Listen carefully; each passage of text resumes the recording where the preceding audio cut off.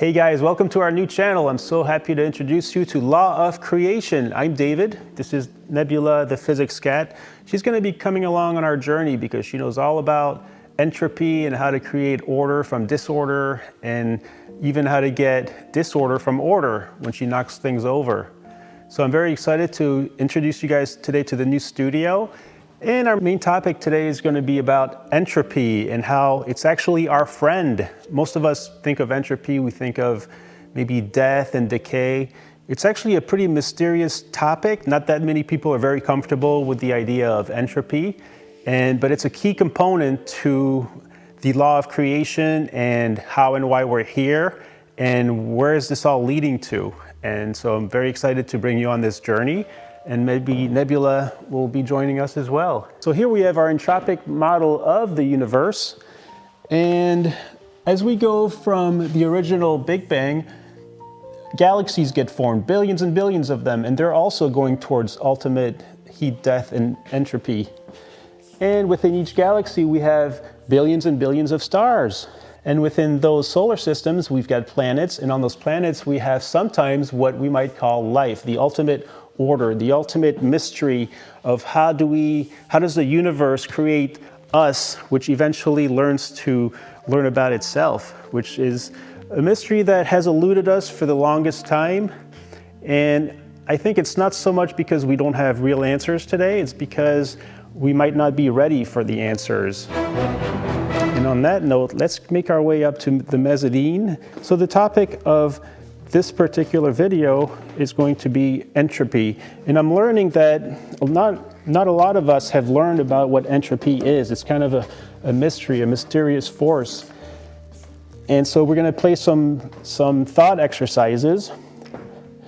And one of them is, if you think about if you put a heater at the corner of a room, intuitively we know that that heat is going to dissipate throughout the room. We don't really question it. But then what happens in the summertime where your house is, you're trying to keep it cool, but the warmth is outside and the heat is trying to get inside your house. So that's a form of dissipation also. That's a form of entropy. And it's very intuitive. You kind of know that you're trying to keep the heat out in the summer and trying to keep the heat in the winter. So I'm not going to go too much farther with that on entropy today. But behind that is a real force. And when the universe finds something better to do with that energy, that force, then it starts to create patterns. Like you'll start seeing swirls when you see the energy moving, let's say through a thermal or infrared light. So how does this relate to the law of creation and everything you see here? It's because if you take a look at your kitchen, for example, or this studio, everything in it, every item is there for a purpose. If you think of how it's laid out or why it's there, you, the human, put it there because you need to do something. You need to cook, or in this case, present a video, and everything is just right. And we call that intelligence. So how do we relate that back to the intelligence of the universe is the big mystery. I've always wondered this. I've always wondered how and why we are here, not only when we kind of know that everything's going towards disorder, but also I went through school, I went through college, and I watch a lot of documentaries, and somehow they never really talk about how and why we are here. We've heard about the primordial soup, let's say, with the original building blocks of life, those amino acids. And so how do we get those to form into a life form? And today we have real answers for this. And I like to call this little area here the Galileo corner, because I think we're on the verge of a new revolution, a revolution in thought, much like we had when, let's say, Galileo was coming out with the fact that we're not the center of the universe, that the Earth is actually going around the sun, and that there's many, many, many suns out there. And that's not always received well by the societies, by the prevailing belief systems of the time, because they might have a different idea of how that works. But eventually the science always wins, because it turns out that it is very good for survival for societies to go with the science, and they become more, let's say, powerful or able to survive better than the societies that aren't adaptive to the new truth. And this is what I think we have to offer here. So let's move along in our little tour. This is just supposed to be a short little introductory video. And so I've written a bunch of books, and they're available at Amazon. They're illustrated books on entropy and the creation of life and how and why we are here. And it's a series of 10 books, but I will also be reading these live on this channel if you're interested in that, and also taking your questions. And if you have need for any further explanation or topics for future videos, I'll be here for that too. But what would be a law of creation if we didn't have a formula for it? As I move over to the board here, we've got some nice morning sun.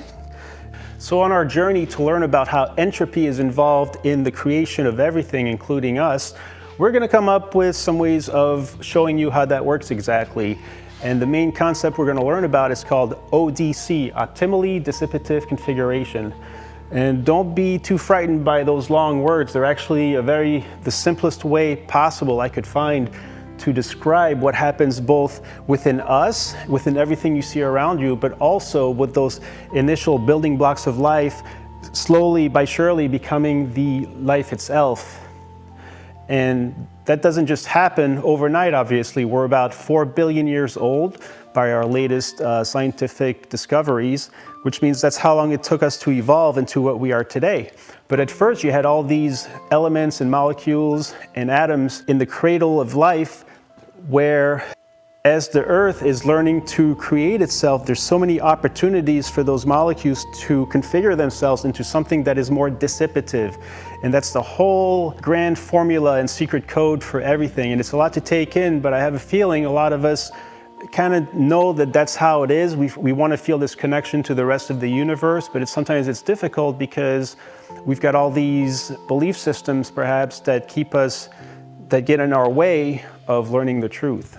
And so in the same way that when we set up our kitchen or our studio, we have set things just right for the optimal way of us doing that thing, whether it's cooking or making videos, in the same way that Primordial soup was cooking up its own little formula of how can we dissipate all of the energy and matter that's on the Earth in a way that's optimal. And this is our formula here. We'll get deeper into it later, but the optimal configuration, whether it's us or this chair, is going to be a formula of whatever is maximum entropy production within its constraints is going to be what would be the arguably maximum configuration of that. But we'll get back into it.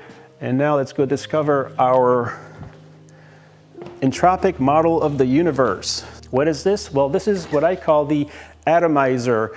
This is a model that's going to show us how chaos actually produces unique structures. So if I turn this on, for example,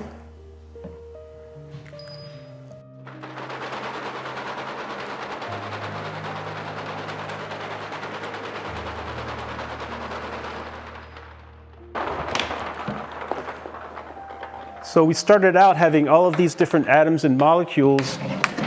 Ooh, kitty cat's gonna like that one. And we didn't know exactly what the final configuration was going to be, but that there would be one. And in this case, we kind of came up with some things that have never ever occurred before because they're so random looking for us. But what this was is, under these conditions, this was the optimally dissipative configuration. And it's probably useless, and so are the other billions of ones it's going to do. But once in a while, it'll create something that might link nicely with something else that's going on over here. And just by the laws of physics, it's going to keep and positive feedback itself in creating more of that. And that's, in a nutshell, a very simple way of how the proto-cells existed when you have, let's say, some new chemical reaction that occurs inside, let's say, a vesicle, a phospholipid bilayer in the origins of the creation of life. If that configuration dissipates more energy and or matter than the previous configuration, that's the one that's going to stick. And once you see this pattern, you can't unsee it. And you can look around and say, oh yeah, that's why this is like that. And then you can go outside and say, oh, that's why this is like that. There's a purpose to it. It's not what I thought it would be, but it's a purpose. So I appreciate you guys joining me on this video. We're going to go to the desk area now, if I can get this system to work. And so this was all about how entropy is actually our friend, because it is responsible for every creation you see everywhere, including us. And what this channel is going to be about is me trying to explain how that all works. And we're going to go through some of our books here, and I'll be reading them. So like and subscribe if you're interested in what I'm saying, and we'll see you next time on Law of Creation.